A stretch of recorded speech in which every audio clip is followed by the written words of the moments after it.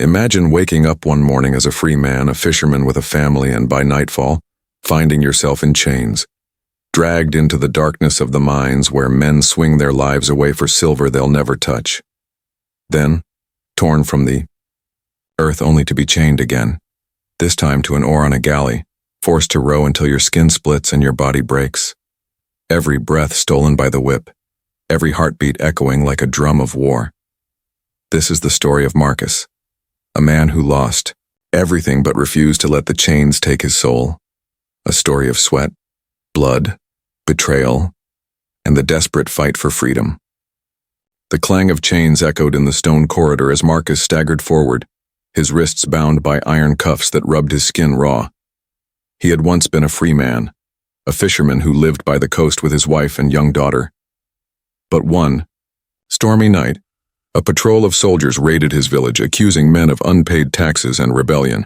To make an example, they dragged Marcus and several others away, condemning them to a punishment worse than death, forced labor in the mines. The descent into the earth felt endless. The air grew heavier, damp, and foul as the guards prodded the prisoners down into the mine's darkness. Torches flickered along the rough walls, revealing sharp veins of silver ore that glimmered like cold stars. To the rulers above, these walls meant wealth and power. To the men chained within them, they meant nothing but pain and despair. Marcus was thrust into a tunnel where dozens of gaunt figures swung pickaxes. Their bodies glistened with sweat and grime.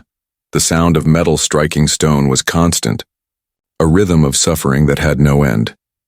The overseer barked orders, his whip cracking when someone slowed or faltered. Hours passed like lifetimes. The air was thick with dust, and every breath scraped Marcus's lungs. His muscles burned, but he dared not stop. One man beside him, too weak to lift his pick, collapsed onto his knees. The overseer struck him mercilessly until he staggered, back up coughing blood. At night, the prisoners were herded into a cavern where they slept chained together, lying on cold stone floors with barely enough space to move. Marcus stared into the darkness, thinking of his family. Did his daughter ask where he had gone? Did his wife still believe he might return? He swore to himself that no matter what these mines did to him, he would endure. He would survive. Yet survival was no certainty. Disease spread quickly in the damp caverns. Accidents claimed lives daily. Sometimes, when the supports gave way, tunnels collapsed, burying men alive under tons of rock. Each day, Marcus woke up unsure if he would see the next, but inside, beneath the bruises and the chains, a spark remained. He was not just another broken prisoner. He was Marcus. And he refused to let the mines steal his soul. Just when Marcus thought the mines were the worst fate a man could face, destiny pulled him into another kind of hell. After months underground, the overseers decided to sell some of the strongest prisoners to the Navy. Marcus was chained with a dozen others, marched under guard to the coast. The salty breeze stung his nose, a cruel reminder of the sea he once loved. Before him loomed a galley, its black hull stretching long and low across the water, rows of oars jutting from its sides like skeletal arms. The ship was not powered by wind or freedom, but by men in chains. Forced laborers sat shoulder to shoulder, each shackled to a massive oar that weighed almost as much as their bodies. Their faces were hollow, their backs scarred. Marcus was shoved into a seat, iron rings locking around his ankles. The overseer handed him a heavy oar and barked, "Row!" A drum began to pound, slow and steady. The men moved in unison, pulling the oars through the water. Marcus's muscles screamed, but there was no room for weakness. The whip cracked against anyone who fell out of rhythm. The work was merciless. In calm seas, the drum beat steady, each stroke like a hammer against Marcus's body. In storms, the tempo quickened, forcing the men to row harder, faster against towering waves. Salt water sprayed into their eyes, mixing with sweat and blood. The stench of unwashed bodies and rotting food filled the air below deck. Food was a bowl of thin gruel twice a day, sometimes crawling with insects. Water was brackish, barely enough to wet their lips. Many grew sick, their skin yellowed and blistered, When a man collapsed, too weak to lift his oar, the guards would unshackle him and throw his body overboard, the sea swallowing him without ceremony. And yet Marcus clung to life. Each stroke of the oar became a silent vow. He imagined his daughter's face, her laughter echoing in his memory. He pictured the small boat he once guided across gentle waves, free and unchained. Those memories gave him strength when his body threatened to break. One night, as the galley cut through moonlit waters, Marcus lifted his eyes to the horizon. For a fleeting moment, the stars reminded him of home. He whispered a prayer no overseer could hear, a promise to endure. The sea might claim his sweat, his strength, even his blood, but not his spirit. Because deep within him, Marcus knew, chains could bind his body, but not his will. The galley had become Marcus's prison, but one dawn brought a terror even worse than the whip. War. The ship's drumbeat quickened, not for rowing this time, but for battle. From his chained seat, Marcus heard the clash of steel above deck, the thunder of catapults, the screams of men. The enemy fleet had caught them, and when war came, the rowers were forced to give everything, or die where they sat. The overseer stormed below deck, whip in hand. "Row! Faster!" he roared, his voice trembling with both rage and fear. The drumbeat turned frantic, demanding impossible speed. Marcus's muscles burned as he heaved the oar in rhythm, sweat pouring down his face, his chest aching with every breath. The galley lurched violently, crashing through waves as arrows rained from the sky. The air grew thick, with smoke. Flaming projectiles struck the sea, hissing and boiling the water. Above, the clash of swords grew louder, metal striking metal, men shouting prayers and curses. Then, with a deafening crack, the galley rammed an enemy ship. The impact sent Marcus and the others flying against their oars, chains cutting into flesh. Splinters rained down as timbers snapped like bones. Suddenly, a part of the deck collapsed, revealing a sliver of sky. Through the chaos, Marcus glimpsed fire, broken masts, and men falling into the sea. The galley shook violently as enemy soldiers leapt aboard, their war cries echoing in the smoke. Marcus's heart thundered. Even chained, he could feel death closing in. A dying rower beside him slumped over, blood soaking his tunic. Marcus clenched his jaw.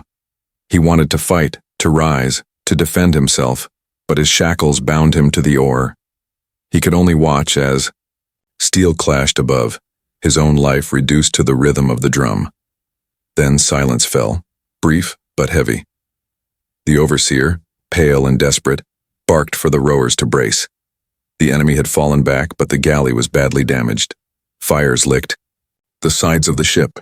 The smell of burning tar and flesh filled Marcus's nostrils. He realized then that to the commanders, the rowers were not men. They were tools, expendable, replaceable, forgotten. As night fell, the survivors slumped over their oars, too exhausted to speak. Marcus closed his eyes, the roar of battle still echoing in his ears. He knew tomorrow could bring another fight, another test of chains and will. Yet somewhere in the darkness of his heart, a thought took root.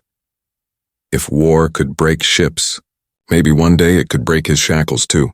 Weeks passed after the battle, and the galley limped from port to port, its wounds patched with rough planks and tar. For Marcus and the other rowers, life continued in the same rhythm of sweat and chains. Yet something had changed. War had shaken them, cracked the illusion of unbreakable power. For the first time, Marcus saw not only despair in the eyes of his fellow prisoners, but also something else. Hunger. Hunger for freedom. It began with whispers in the dark. At night, when the guards above grew drunk on wine and dice, rowers leaned close and murmured plans. A man from the east, lean and sharp-eyed, claimed he knew how to unlock shackles with a shard of iron. Another, once a sailor, swore he could steer a ship by the stars. They spoke in hushed tones, voices trembling with both fear and hope.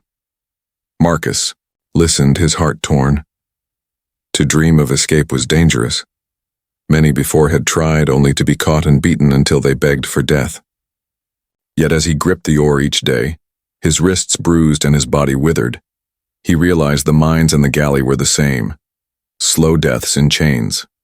Escape, even if it ended in blood, was the only chance left to truly live. One night, during a storm, their chance came closer than ever. The ship rocked violently, lightning tearing the sky in blinding flashes. Rain lashed the deck and the guard scrambled to keep the sails from ripping. In the chaos, the sharp-eyed prisoner slid a stolen nail from his ragged clothes. He worked, quickly, hands trembling as he picked at the lock of his shackle. Sparks from lightning illuminated his face, eyes wide, desperate. Then came a soft click. His cuff fell open. The men stared in silence, hearts pounding louder than the storm. But the prisoner whispered, "Not tonight. Too many eyes. We wait." He slid the nail back into hiding, and with a grim nod, chained himself again before the guards returned. Marcus lay awake long after, rain dripping through cracks in the deck above. For the first time since his capture, he allowed himself to imagine freedom. His feet on solid ground, his arms around his daughter, his face in the wind of an open sea not ruled by whips. The storm passed, but the fire inside Marcus only grew, stronger. He knew now, the chains were not forever. The day was coming when he and the others would rise, and when that moment came, he would not hesitate. The night came sooner than Marcus expected. The galley had docked at a small harbor, its crew celebrating victory with wine and women while the rowers sat chained in the darkness. The sharp-eyed prisoner slipped the nail from his clothes once more, and this time, there was no hesitation. One by one, the locks fell open with soft clicks like whispers of freedom. Marcus's heart pounded as the iron ring released from his ankle. He rubbed the raw skin, scarcely believing it. Around him, the men stirred, their eyes alight with something long forgotten. Hope, but they moved silently, for a single sound could bring the guards crashing down upon them. The plan was simple and desperate. Take the weapons from the drunken guards, cut the ropes that bound the galley, and slip into the night before alarm. Bells rang. Yet nothing in chains was ever simple. As they crept above deck, Marcus's breath caught. A guard turned suddenly, squinting into the shadows. For a moment, all seemed lost. Then the sailor prisoner lunged, silencing him with a stolen blade. Blood spilled across the planks, black under the moonlight. Chaos erupted. The prisoners swarmed the deck, fighting with fury born of years in chains. Whips cracked, swords clashed, men shouted in rage and terror. Marcus seized an oarlock iron, swinging it with all the strength his body had left. He struck down a guard, his arms trembling with both horror and triumph. For the first time since his capture, he was no longer prey. He was fighting for his life. The battle was brutal, but brief. Outnumbered and drunk, the guards fell one by one. The last of them fled into the harbor, leaving the galley in the prisoners' hands. The men cheered, voices ragged and hoarse but filled with something sweeter than any victory song. Freedom. Marcus stood at the bow, staring at the open sea. The stars glittered above, the same stars he once showed his daughter from their fishing boat. Tears blurred his vision, but he did not wipe them away. He had endured the mines, the oars, the battles, the whips. Chains had bound his body, but never his spirit. And now, against all odds, he was free. The galley slipped from the harbor, sails catching the midnight wind. Marcus gripped the railing, whispering a vow into the night air. He would return home no matter how far the journey. The sea, once a prison, was now his path back to life. For a man who had been forced into darkness, freedom was more than survival. It was rebirth. Chains can bind a man's hands, but they can never bind his spirit. Marcus's story reminds us that even in the darkest mines, even on the cruelest seas, the spark of freedom cannot be drowned. He endured the whip, the oar, the iron cuffs, but, in the end, it was his will that broke the chains, not steel. His escape was more than survival. It was proof that no power, no empire, no cruelty can crush the human soul when it refuses to surrender. And so, as his galley slipped into the night and the stars lit his path home, Marcus's story became more than his own. It became a reminder for all of us. Hope is the strongest weapon, and freedom is worth every fight.